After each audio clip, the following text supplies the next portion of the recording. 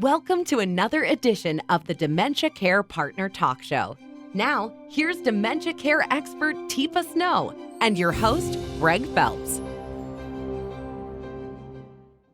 Hello and welcome to the Dementia Care Partners podcast. I'm your host, Greg Phelps, and joining us once again is Teepa Snow. Now, Teepa, I've read an article on the 7 early signs of Alzheimer's disease in elders. So if someone has memory problems, does this mean it is Alzheimer's? I mean, that's sort of what I drew from the study. Oh, Greg. Oh, Greg. I'm having a hard time with this because, number one, there's so many reasons we might be having changes in our brain function that are not related to any dementia. And the idea that anything that happens to you is going to be Alzheimer's is a whole nother problem. And then to think it's just about memory problems is the third issue. So I'm curious, Greg, tell me what your 7 signs were. What were the 7 issues that people were pulling up that they think are the magic issues that label you as having a problem that is so significant, it will be life changing? Well, we have, let's see these topics. Who should be looked at for early signs? Those with a genetic susceptibility. That's interesting. Those with cardiac problems, those who are obese and have central something or other. I don't know what that one is, So, I mean, it could be anything. Those who stub their toes as children or. I mean, so what I'm hearing is that as we're getting older, you should be worried about your brain, and we think that you might be developing. So if you have cardiac problems, you probably have dementia. Like what? So what they're identifying, there are things that we know that increase your risk for brain change that isn't healthy. Whether that ends up being dementia, let alone Alzheimer's, or whether it's an indication that the lifestyle you're living or some of the health conditions you have or some of the genetic code you carry is raising your risk. So is stress. If you're living with a high degree of life stressors where you feel you're not getting what you need on a regular basis and you're having lots of distress in your life, and you're also maybe not eating as well as you could be, or maybe you're not sleeping as well as you could, or maybe your blood sugar is running all over the place, your blood pressure. Yeah, all those things are risk factors, but I'm not sure I'd call them signs of Alzheimer's. Well, can we back up just a little bit? And why is everything labeled Alzheimer's?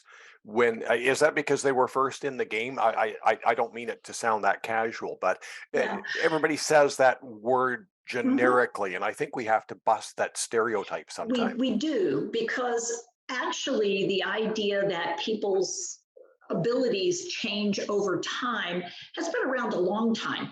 But and we used to call, the older word was going senile. Someone was getting senile. In other words, they were showing evidence that their performance now is not the same as their performance before was, and it had to do with cognitive abilities, typically, some kind of cognitive abilities, whether it was thinking or being impulsive, or whether it was being illogical, or whether it was not able to hold on to things or come up with work. There's all kinds of things that could be going on that would be changes in your cognitive ability. But in the early 1900s, very early, by the way, Dr. Alzheimer, a guy who was looking at psychiatric conditions, by the way, and looking at people who had Parkinson's, and he was interested in a lot of stuff. And he looked and followed a woman who was 54 at the time. She was only 54. She wasn't old. And it was a housewife. And over that time period, she became less and less able to do things, and her ability to draw, because she was a bit of an artist, her ability to draw, her ability to talk, her ability. So within 4 years, she had died.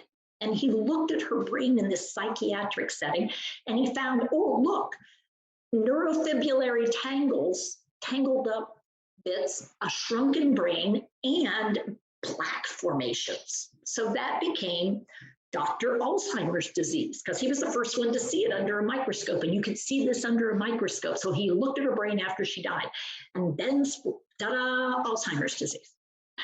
So he was the one that described that. And so interestingly enough, we know now she was only 54. What would we now call it, Greg? I mean, to be honest. Well, likely it would be under the category of dementia and then dementias.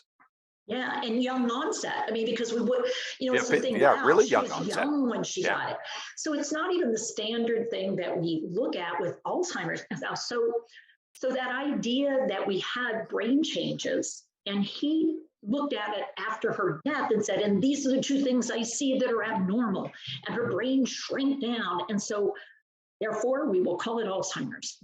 But that was a particular situation. Now we have a lot of other brain changes that go on. People who have strokes, people who have heart attacks and then recover. The blood flow to the brain can be problematic. And so that could be more of a vascular, a blood supply to the brain problem. And that one could be stable, or it can continue to have issues either due to diabetes or blood flow problems or hypertension. And so those folks might develop more of a vascular dementia. And then we've discovered since then that even within Alzheimer's, there's all kinds, and that there are other kinds of dementia, like synuclein protein problems, not just beta amyloid and tau, which is the Alzheimer's. So it turns out there's well over 120 forms, causes, and types of brain change that change your life.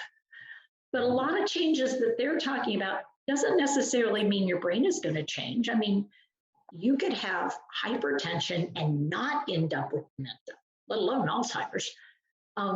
So it's confusing to me that we still want to use that word when that word is inaccurate for what you might be looking at or what you might be describing. Not normal doesn't equal Alzheimer's. Not normal doesn't even equal dementia.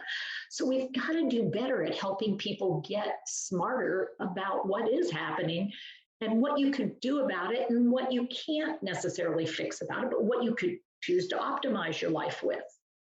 So do we spend too much time trying to assign a diagnosis to this rather than coming up with some sort of a plan moving forward? Dad's experiencing brain change. Mm-hmm. We know that I can't go in and cut his brain open while he's still alive and say he's got Alzheimer's. I mean, that has its downfalls. I think ask anybody who, when we went back and did some of that surgery early on, it was like, ooh, there were negative outcomes there.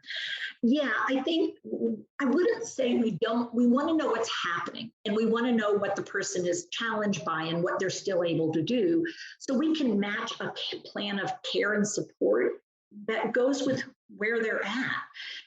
It certainly doesn't mean if someone is using alcohol to compensate for feelings of inadequacy and frustration and feeling stressed out and I can't sleep, and they're using a lot of alcohol to try to manage that, I wouldn't say, you know what, let's work on that. I mean, because that's something we could possibly modify. But I want to know what parts of your brain are still working and what aren't. So that, for me, is a much more important distinction than what kind of malformation do you have? I want to know, where is your brain doing okay and where is your brain struggling, so I can plan to provide you the right support. And in some cases, like with Lewy body dementia, it also puts me on high alert if I'm seeing a lot of those symptoms that, about half of everybody with Lewy body dementia or dysfunction has a hypersensitivity to a variety of medications, which is important for a medical provider to know. And since I'm an advocate, it's important for me to know, to point out, so that nobody misses it, because it's the most missed and misdiagnosed of the dementias. And it's expected somewhere around 30% of everybody with a dementia will have some Lewy body involvement. So it's not nice and neat and clean like people used to think it was. So Teepa's back on the road a lot more now than she was during the pandemic. So if I want to talk to somebody, mom, dad's having problems, I don't quite understand what the doctor has said, or I'm really confused, is there somebody that I can pick up the phone and talk to? Because I'm still one of these people, I like to talk to somebody directly. I can't text, I can't, Absolutely, Greg. Yeah, we have a phone connect, which is, we have an 800 number, which if you want to make a phone contact, we will get back to you. You can also do an email at consults@teepasnow.com, And you can say, I want to be contacted by phone, and then provide your phone. And consultants, we have a group of people who we've trained who do consultations free for the first half hour. And then look at what kind of resources you might benefit from. Where are you in this whole thing? And what are you looking at? And what do you need? And what do you want? And we also have just info@tpasnow.com, which is another email. You can just say, I have questions. Can you help us out? So yeah, we have lots of ways to help out if we can. Teepa, thank you very much. Thank you, Greg. You've been listening to the Dementia Care Partners podcast. For more information on any of our topics, products, or services, visit tpasnow.com. Hi, I'm Teepa Snow, and you just found our YouTube channel and watched one of our videos. I'm the owner and founder of Positive Approach to Care. Thanks for watching. And if you liked, if you have a comment about, or you would, please share it with people you know. Oh, and if you haven't yet done it, consider subscribing. We'll let you know when the next new video comes out. And you might want to visit our website, www.tpasnow.com, where you'll find other resources as well. See you there.